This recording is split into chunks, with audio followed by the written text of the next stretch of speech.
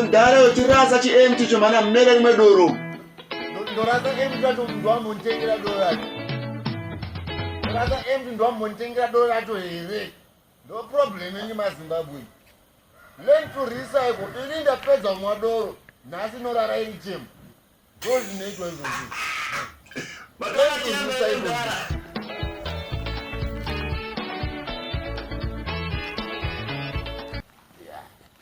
Ndau dzamachembere munomuyeseka